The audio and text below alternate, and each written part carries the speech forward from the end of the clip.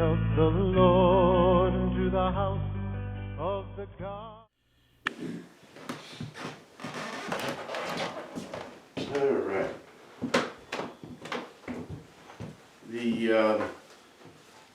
As I said, the Parsha title for today is Vayak.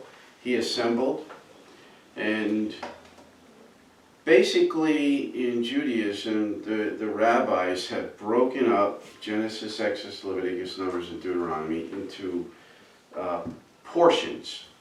Okay, we call them Parshas. And all over the world right now, every Jewish synagogue is studying this Parsha. I call that harmony, unity, oneness. Just think, everywhere, every synagogue in the world, there are tens of thousands of people that their minds are focused on this. That says a lot. You just wonder what the ethereal effect of that is on the planet. You know what I'm saying? It really, there's a, we have brainwaves and frequencies that we emit as human beings, and to think that there's an untold amount of people that are all focused on the same thing. I think that's pretty interesting. So,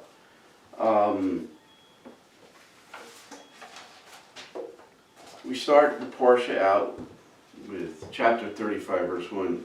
Moshe assembled the whole community of the people of Israel and said to them, "These are the things which Adonai has ordered you to do. On 6 days, work is to be done, but the seventh day is to be a holy day for you, a Shabbat of complete rest in honor of Adonai. Whoever does any work on it is to be put to death. You are not to kindle a fire in any of your homes on Shabbat." Now, if you recall last week's Parsha, Yahweh again brings up the importance of honoring the Shabbat. And if I just went through from the beginning of once the mixed multitude was delivered out of Egypt, the very first thing that Yahweh required of them is to rest on the seventh day, to gather the manna for 6 days, and on the sixth day they gathered a double portion that would last them all through what we call the Friday, or the sixth day, and then the seventh day, Saturday, Shabbat. So we find many times that Yahweh repeats himself through Moshe about the importance of following the Shabbat. And he says, "This is how I will prove and test you to see where your heart's at." Isn't that interesting? He says, you can do whatever you want for 6 days. You work, you toil, you take care of all your affairs. But on the seventh day, I've set you apart, okay, to focus on me and to be with me, to dwell with me.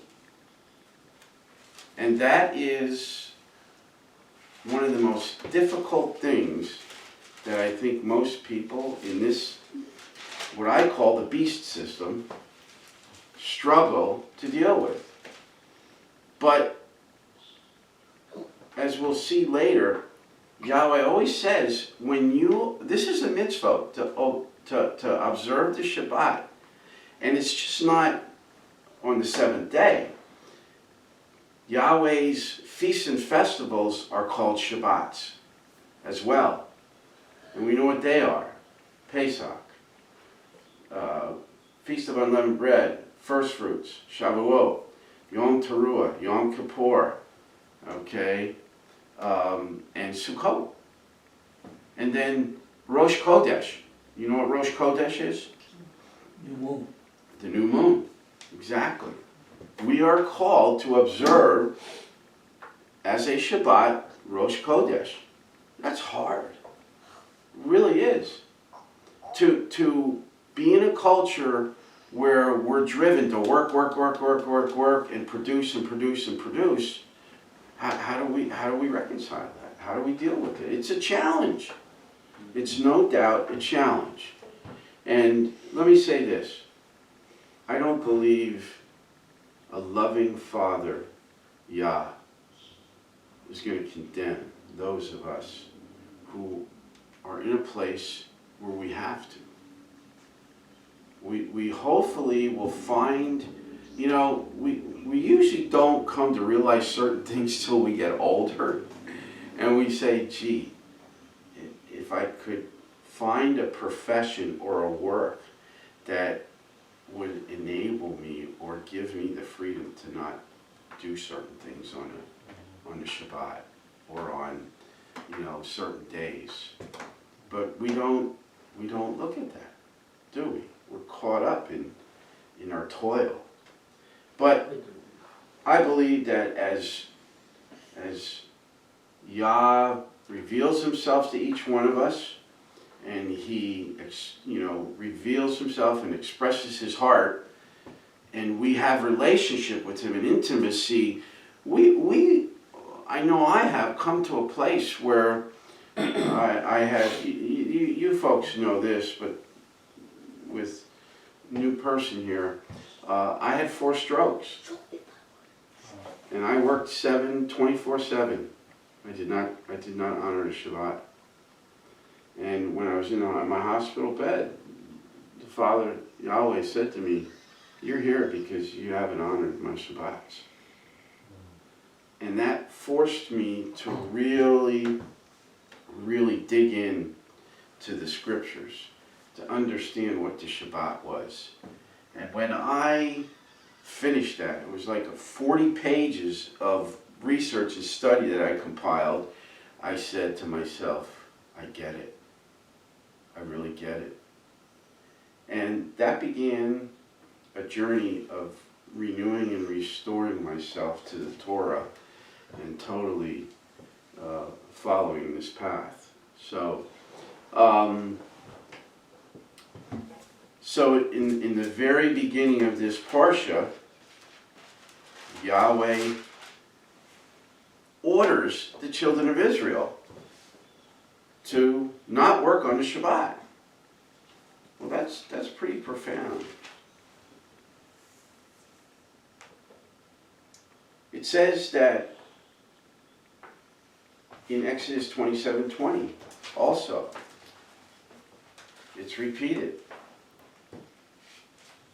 He says, you are to order the people of Israel 27:20. Let's see. I have that right? 20. Let me double check that. 27:20. That's the oil. Yeah, that's the oil. It looks like I miswrote a... No, it's part of the other one too. This is the bring offering. Oh, he ordered that too. That's right. Okay. So it says that Moshe said, we're going to verse 4. That's where I was going, and I have a point to make here that I will go back to. It says Moshe said to the whole community of the people of Israel, here's what Adonai has ordered. So now again, we see that Adonai is ordering. He says, take up a collection for Adonai from among yourselves. Anyone whose heart makes him willing is to bring the offering for Adonai. Gold, silver, and bronze. Blue, purple, and scarlet yarn. Fine linen, goat's hair. Tanned ram skins. On and on and on. Onyx stones. Okay? He's calling and ordering them to honor that. So the question is, what is it that establishes the fact that Yahweh can order them? Does anybody remember what really, because one of the qualities and the characteristics of Yahweh is He gives us free will, right? That is His greatest act of love towards all of us. He gives us free will. We have to choose. So, where did the Hebrews and the Israelites give Yahweh the permission, or honored Him by saying that we'll do whatever you tell us to do? Do you remember where that is? Anybody remember where that is? Yes. No, but this is talking about they're gonna build the tabernacle. I know. So that's what he's asking to bring all these things. Whoever can bring it.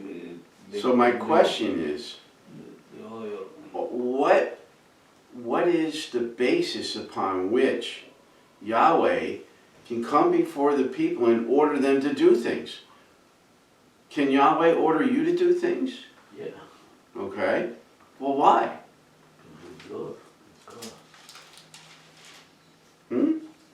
Why can He order you to do things? Well, what's that? He's my maker, my savior. He's your maker, your savior. He revealed Himself. What's that? He revealed Himself. He reveals Himself to us. But if you look back in Exodus here, when the children of Israel were betrothed to Yahweh, when He came down on the mountain, Yeah. okay, what did the children of Israel, or the mixed multitude, say? We will do it. We will do all that you say.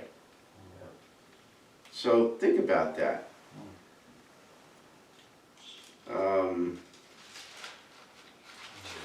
Trying to find the spot. Oh, here it is. It's got to be. I think it's right here. Oh my goodness.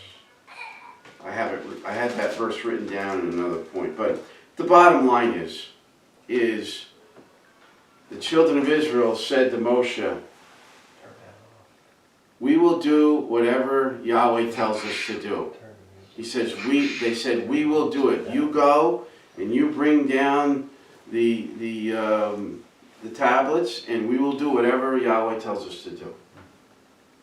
That is profound. So they have their own free will, gave Yahweh the right to order them. They're betrothed to Him, okay? And let me just back up, take one step back. Yahweh offered the Torah to all the nations of the world, and they refused it. They said, "Nah, we don't want it. It's dead, you know." And interesting, the Hebrews didn't say, "Well, you know, can we read the papers on it before we, commit?" You know, it's a contract. It's a covenant. They didn't say, "Well, I got to read through it first and then I'll sign." No, their hearts were given. I mean, stop and think about it. Look at what they had been through experientially. All the plagues, ending up at the Sea of Suf on the beachfront, which is modern day Nawab, okay, and the Egyptian, basically elite fighting force heading towards them to annihilate them. And Yahweh opens the Sea of Suf and they walk across. And then He provides food for them, manna. And then Moshe hits the rock and the water fills the plain where they were assembled, and they had water to drink. I mean, and then when Yahweh came down on the mountaintop, it was clouds and darkness and fire, and the mountain shook and the shofar sounded. I mean, you heard the shofar today. Nothing like what it sounded then. And so I think they experienced and developed a deep fear of who Yahweh was. This is the Creator. And remember, when they left out of Egypt, a mixed multitude went with them. And they basically said, now understand the culture, they knew of all the gods that were worshipped in Egypt. But they decided, we're not going to stay here. Their God is the most high God above all these other gods. We're going with them. That's like a revelation. It's they were enlightened. Okay? And so I wanted to just point out that the people gave Yahweh the right to order them. And I have to ask each of us a question. Have you given Yahweh the right to order you as far as what He wants you to do in your life, with your life, what it's to look like, what it's to be shaped like? What is your purpose, your calling? What is your destiny that Yahweh has laid out for you? And I've said this many times before, and I have to refer back to this because it's so important. Just to think, if we go to Psalm 139, where Yahweh says, I wrote your name in my book, and I planned out every day of your life. That to me is a pivot point for each human being, each humankind, to seek out and want to know, Yahweh, what is it? What is my destiny? What is it that you have written in your book that I'm to live out? I think that's really important. And He wants to walk it out with you. That's what's so beautiful. He wants to be a part of it with you. So the question is Yisrael put themselves in a place to be ordered to do what Yahweh asked them to do. And then we read what's really beautiful here is Yahweh is so respectful of people's choices. Because what does He say here? Take up a collection, in verse 5, for Adonai from among yourselves. Anyone whose heart makes him willing is to bring the offering for Adonai. That's, to me, says it all. He didn't force them. He was not a stern, driving creator, father. He said, I want to know that you have a willing heart. I really only want the people here that have a willing heart. Mm-hmm. And in the Hebrew, that word willing is nadib, which means inclined to, generous. Okay? So God wanted to make sure that if they were going to give, that they had the right attitude of heart. If you're not inclined to give, if you're not generous to give into the work that Yahweh is establishing here, He's not interested. He wants our hearts. Okay? And the word in Hebrew for heart is libi, or lev. Yes, Ramon. That's what it says in the Gospel, that God loves a cheerful giver. I'd want to look up in the Greek what that word cheerful is, if there's any connection here. You know what I mean? Yeah, but that's good. And that mirrors something I'm going to get into in the second part of our study here, is how do we interpret Scripture? How do we know that we're on the right track? Well, Scripture interprets Scripture. Amen. It affirms itself. So you just use one of the elements of sound exegesis, which is good. So, and why do you think that is? Well, there were, I think, 40 different authors of between Genesis and Revelation. None of them knew each other. They all lived in different times, and they wrote different things, but what they wrote they affirm one another in countless instances. That's really important. So, Yahweh is looking for anyone whose heart makes him willing to bring the offering for Adonai. Wow. I think that's really important. And that hasn't changed, has it? 3,500 years ago, and here we are today, we're human beings, we're humankind, we have, hearts and minds and souls. As a matter of fact, the word libi there, or leb actually, means the inner man. It's referring to the inner man, the mind, the will, and the heart of a man, of an individual. Yahweh always tells you, examine your heart. When Yahweh comes to you and orders you or asks you to do something, you need to examine your heart.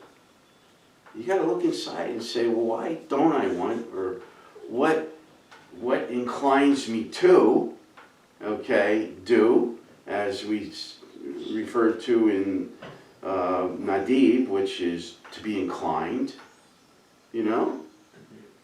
And we have to deal with that element of our lives every day. And, I've said this before, I'll say it again, because it's really the fundamental.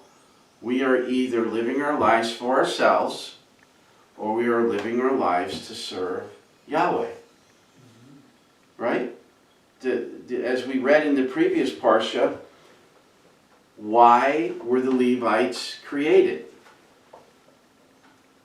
Why does Yahweh, why is there salvation? Why does he save us? He's made it clear. To serve one another. To serve the needs of the community. To serve the needs of the people within our circle of relationships. To help. It starts in our family. And then it moves out to our synagogue or church, wherever you assemble with the community of whatever your faith is. I mean, these are fundamental principles of living. So, it's not about us. It's about our neighbor. And I'll even refer to 1 John. It says, if you don't love your brother who you see, how can you love me who you can't see? So the very process of expressing our love to Yahweh is by how we express our love to our neighbor. Anybody, that's anybody. Our wife, our husband, our children, our neighbor, at work, whatever we do. So, it says,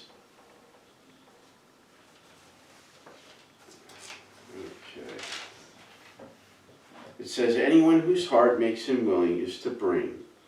So, where did the Israelites, the Hebrews, get the resources to give?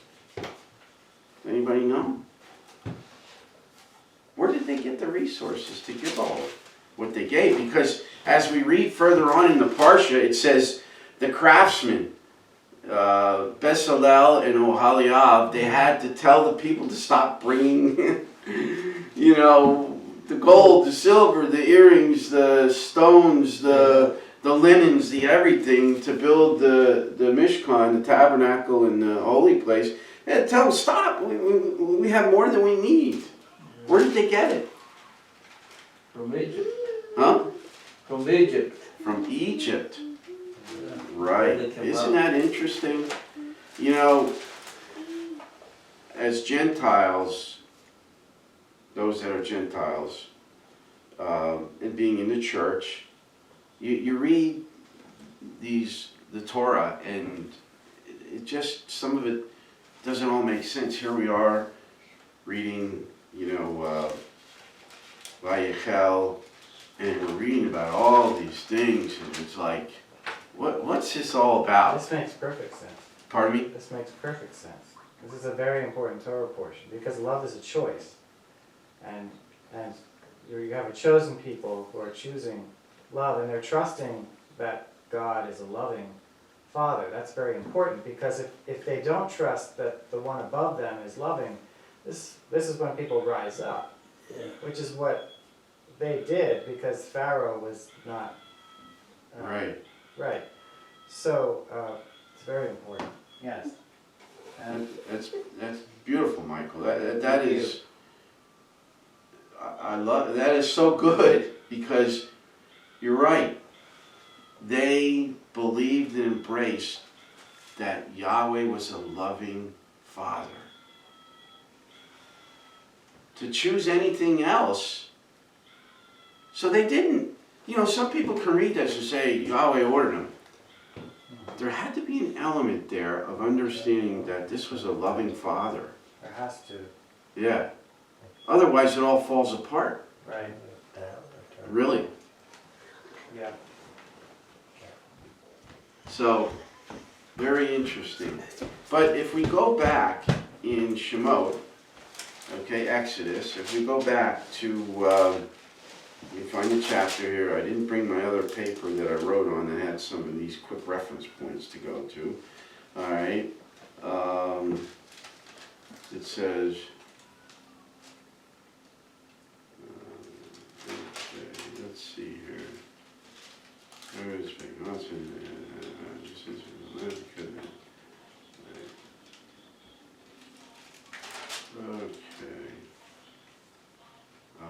I think here we go. And imagine if we took all of the wealth from this Babylon that we live in now, this beast system, and we gave that, we offered that to the Lord. Imagine how we could begin again. Yeah. Yeah. Just think of the needs that would be met. Think of what God can do with all of this. Right. Because we become discouraged. But there's so much that can be done. Well, and unfortunately, the people are hoarding the resources. There's a small group of people that are hoarding the resources. And have been. It's fear that Yeah. is the reason. Yeah. There's a group that has hoarded the resources of this planet and basically run everything. And they just think what would happen if they changed their ways. Well, in biblical times, when the Israelites conquered a people, they got all their wealth. Right. Well, that's what's going to happen in the end times, too. That's true. Very good, Carl. That's true. It even says, I think in Proverbs or in the Psalms, it says that the wealth of the evil ones is stored up for who? For God's righteous ones. For the people that are good-hearted, that love the Lord. I mean, that's... But we got to be patient. There's a lot going on in our world right now that is amazing. There's more to it than meets the eye. I just got some emails on just what's really going on in Russia and the Ukraine. It may be more than people realize, because I don't know if you know it, but Ukraine is probably the most corrupt, one of the most corrupt countries connected to the deep state than any of the other countries in the world. There's a lot of money laundering going through that country. And so you got to ask yourself the question, what's going on? Why is Putin going in there? You know, what's really going on? Well, if that be the case, then the Lord's using Putin. Yeah, could very well Even though be. Putin is Yeah, not a good guy. You know? Yeah, could yeah. be.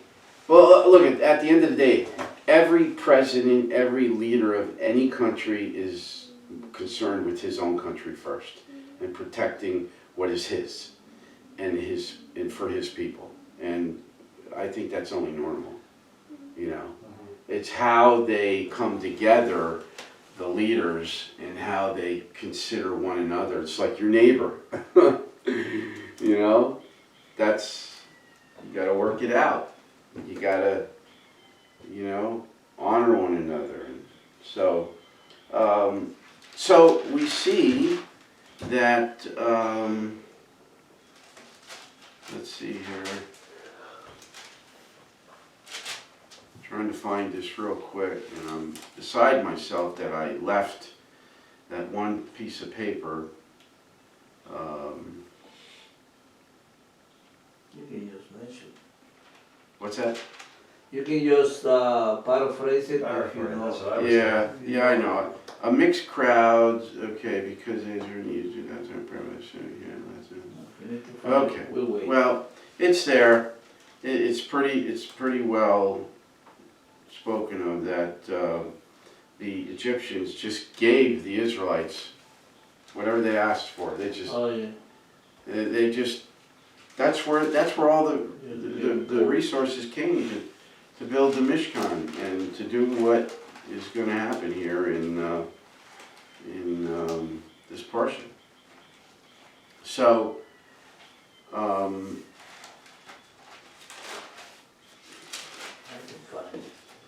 So, as we move along here,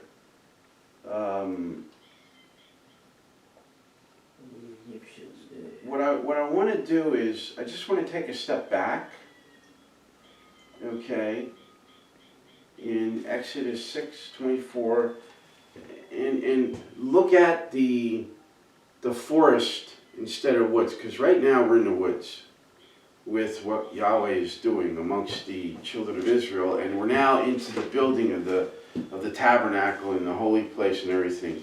But in Exodus 6:24, okay, I ask a question. Why do you think Yahweh is doing this with these people? Now stop and think. He asks those that are of a willing heart to give. But what is it, as we see in the previous Parsha, that Yahweh was he was angry and he was gonna just not go with the Israelites, and he changed his mind. Okay? In 6:2, God spoke to Moshe. He said to him, I am Adonai. I appeared to Avaraham, Yitzak and Yaakov as El Shaddai. Although I did not make myself known to them by my name, Yud-He Vav-He, also with them I established my covenant to give them the land of Canaan and the land where they wandered about and lived as foreigners. Moreover, I have heard the groaning of the people of Israel, whom the Egyptians are keeping in slavery, and I have remembered my covenant. With who?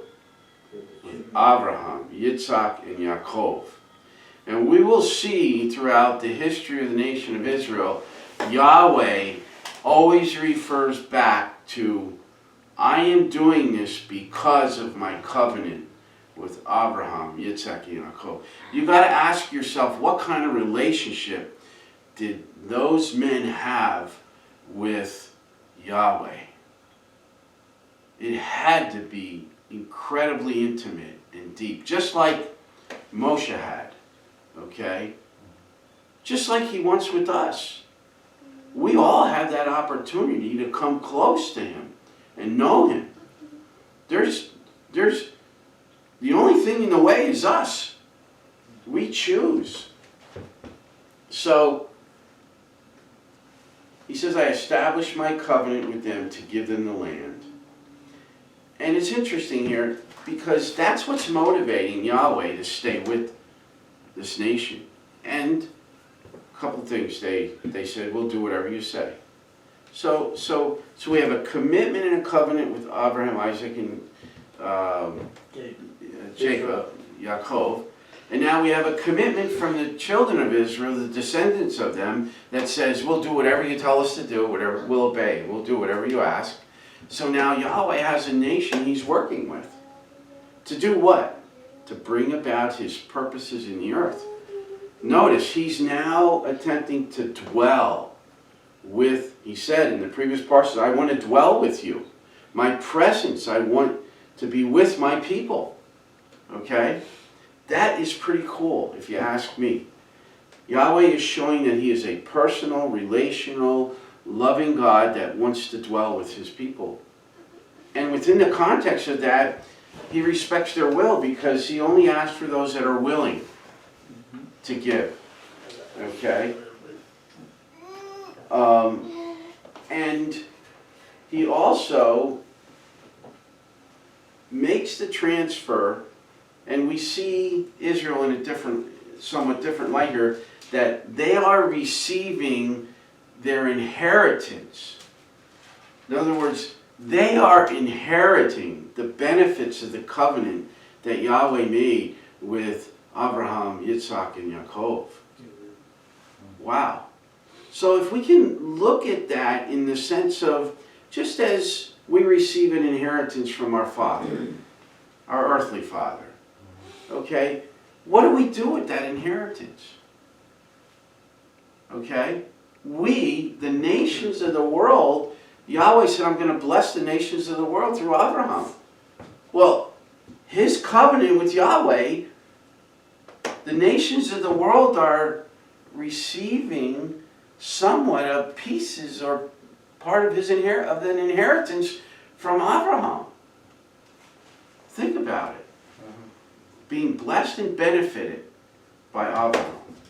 So,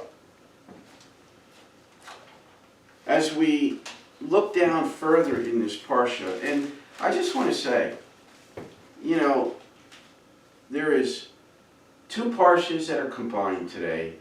When we're in a leap year, we do one at a time. But everything I read here is about things. Now, to study the symbolism, the remez of all of these elements that are being put together here, that's something to do in a 12-week study.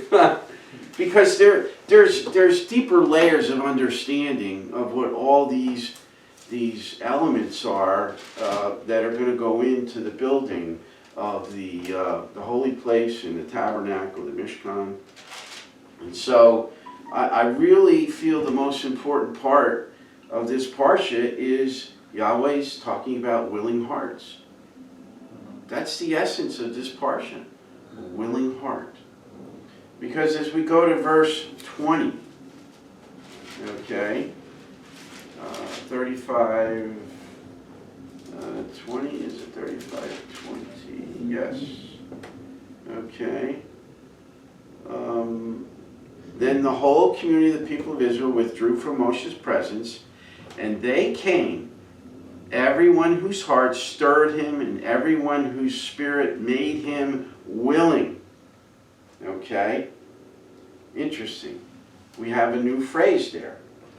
We have everyone's heart was stirred, and everyone's spirit which they made willing. Okay? Participated.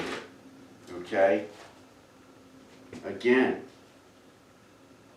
in the building, servicing, and making of everything. So, that word for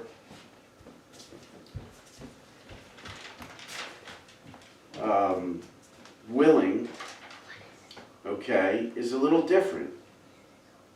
In this one, it's nadab, or to mean to incite or impel. You were going to say something, Mike? Yeah. To incite or to impel. In other words, do you ever get involved in a community event or something within your family? Like you're gonna build something in the backyard, or let's say Dad was gonna put together a tree house for you, and he said, he got everybody got excited. Okay, they were incited and impelled. Yeah, let's build the tree house.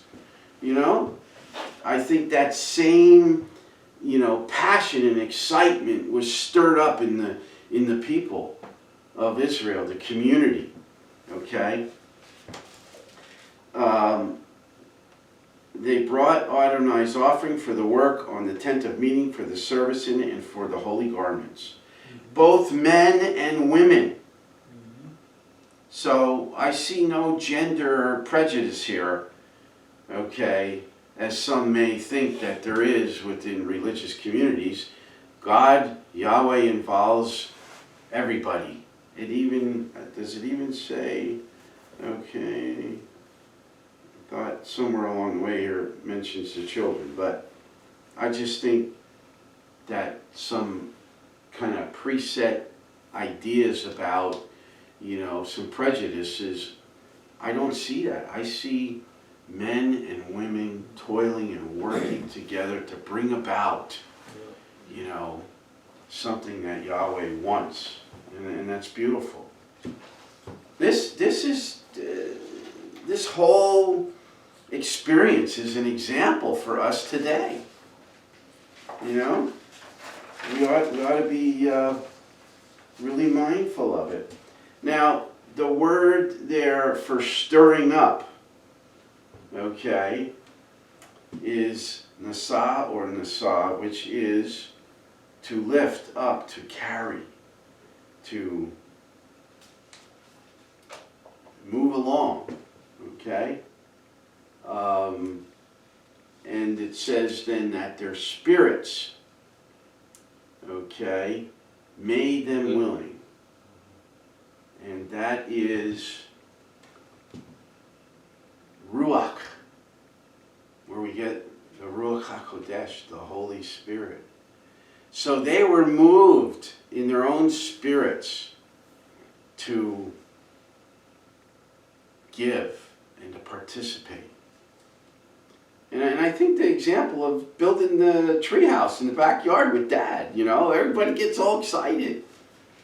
Same thing. I think there was such excitement here over building Yahweh's dwelling place. Where he would meet with Moshe and be visibly present. As we get to the end of the Pekudi, we'll see what the physical outward manifestation of them knowing Yahweh was dwelling with them. Okay, in verse 26, again, it says, likewise the women whose hearts stirred them to use their skill spun the goat's hair. Again, people were moved to participate. And again, it's emphasizing the women are involved.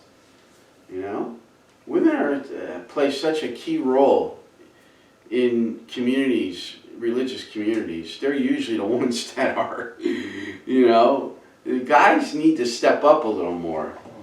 And, could learn a lot from the ladies. And then in verse 29, it says, thus every man and woman of the people of Israel whose heart impelled him to contribute, okay, it says, to any of the work of Adonai had ordered through Moshe, brought it to Adonai as a voluntary offering. I would say this is a pretty good model of the selflessness, the volunteerism of community of believers. Even if it's not a community of believers, there's good sound social principles here of how people, what kind of attitude you should work together in. And that's what happened in Acts. They sold what they owned and brought it in for the community. Beautiful. That's a good example. We see the same thing in the book of Acts. Same, again, willing hearts, attitude of heart, because that's really what Yahweh's looking for. He's looking for our attitude of heart, you know? And then we turn over into verse 30 and we see where Bezalel is of the tribe of Yehuda, Judah, filled with the Spirit of Yah, with wisdom, understanding, knowledge concerning every kind of artisanry. He gave, in 35, Adonai gave him Oholiab of the tribe of Dan the ability to teach others. So what we see here is really, as I mentioned last time, we see what I call a guild, in a sense, where there were those that were gifted and given the ability and knowledge to do certain things that they didn't go to school for it. They didn't go to a Votech or anything like that. God just imputed it to them. Okay? So, not to get into all of the different things that are in here. I mean, really, the substance of the rest of this explains, with all the skilled men who were carrying out the work, Bezalel made the tabernacle using 10 sheets of finely woven linen and blue and purple and scarlet yarn, and we go on and on. Really, this was a huge manufacturing facility, right? Think about it. All the stuff that was being made here, incredible. It's like the design for,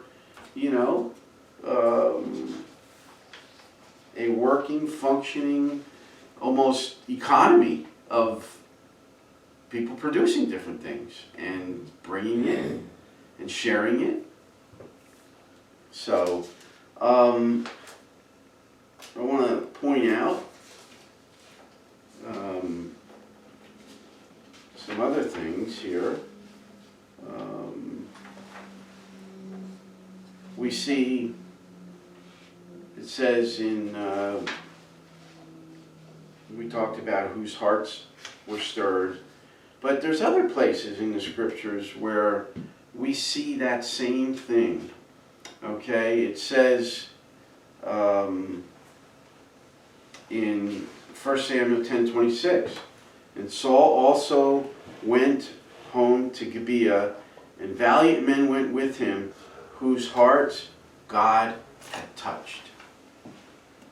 2 Samuel 17:10, and even he who is valiant, whose heart is like the heart of a lion, will melt completely. For all Israel knows that your father is a mighty man.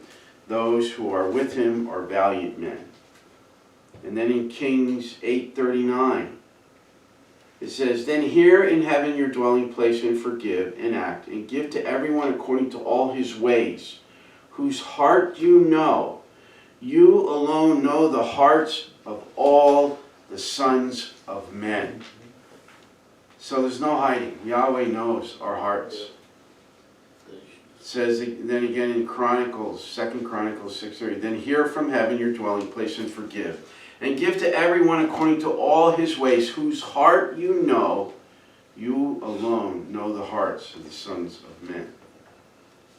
And in 2 Chronicles 16:9, the eyes of the Lord run to and fro throughout the whole earth, to show himself strong on behalf of those whose heart is loyal to him. In this you have done foolishly, therefore from now on you shall have wars. And you have to read that in more detail. But the point is, the Lord looks throughout the whole earth. He knows whose hearts are loyal to him. And then in Psalm 78:8, refers back to, and may not be like their fathers, a stubborn and rebellious generation, a generation that did not set its heart aright, and whose spirit was not faithful to God. And then I want to point out in, we will get into Deuteronomy eventually, but here's a good example. We can have hearts towards God, but we can have hearts that go against God. Okay? In Deuteronomy 29:18 says, so that there may not be among you man or woman, family or tribe, whose heart turns away today from the Lord our God to go and serve the gods of these nations, and that there may not be among you a root bearing bitterness or wormwood. So we have to be mindful of the things that we allow in our hearts and how we reconcile them. Because otherwise they may eventually move us away and impede our relationship with Yahweh.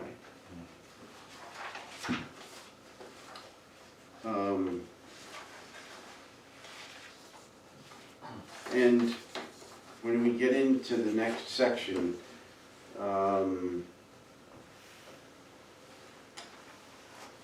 really comes down to being circumcised. And what do I mean by circumcised? Well, we're going to get into that later. Because there's more to being circumcised than being circumcised. Okay?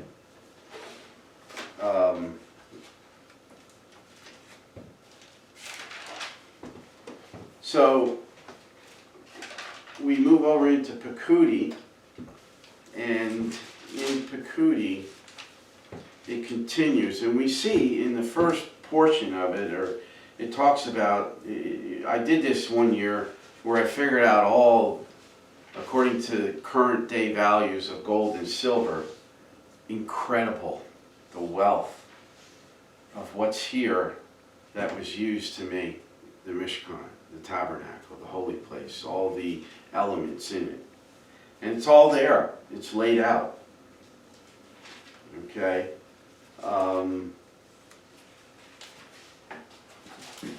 We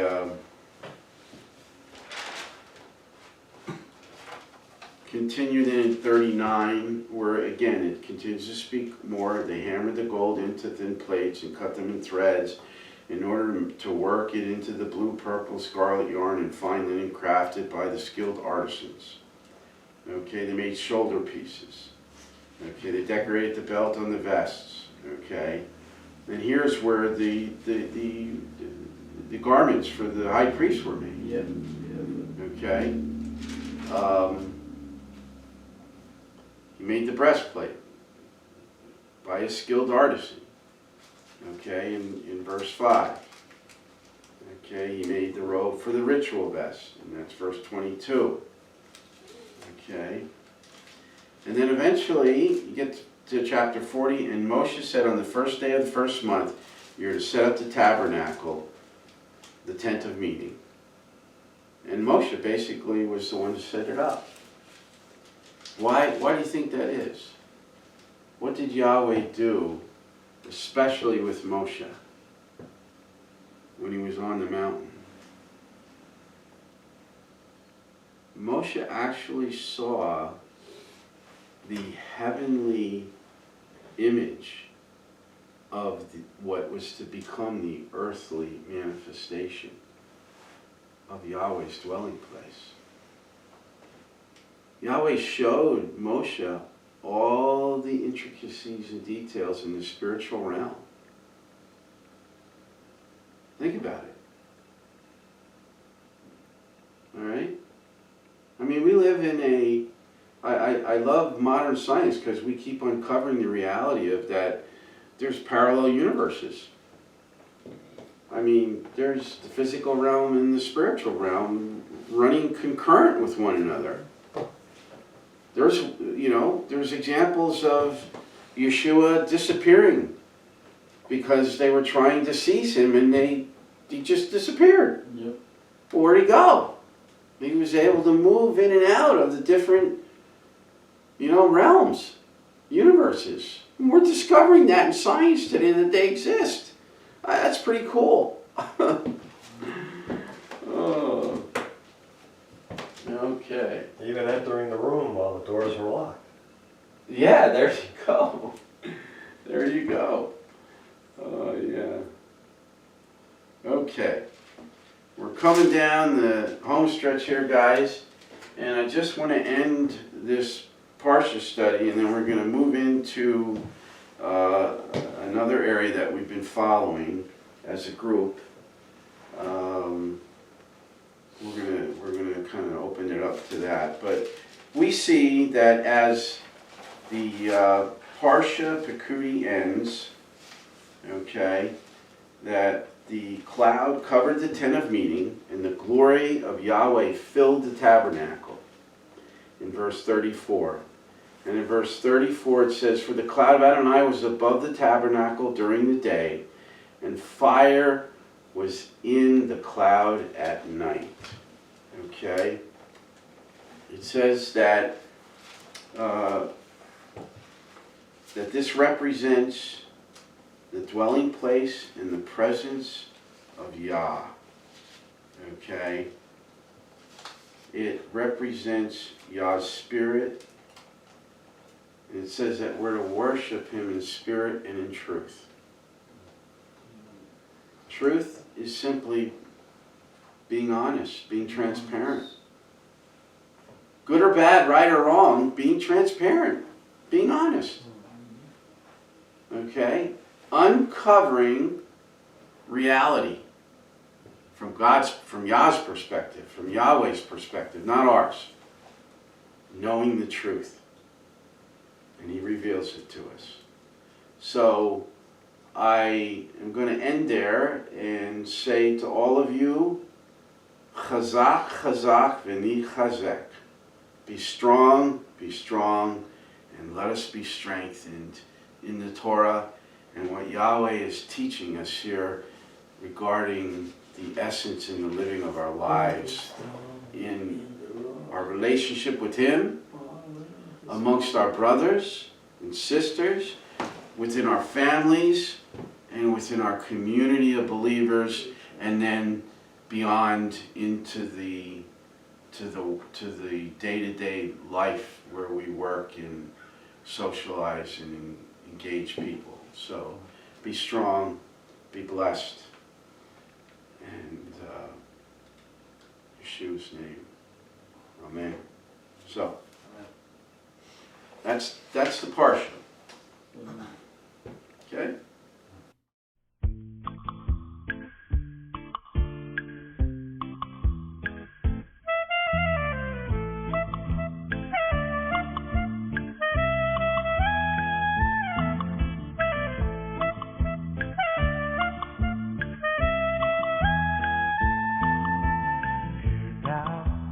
Hear now, Jacob my servant. Hear now, O Israel. It was I who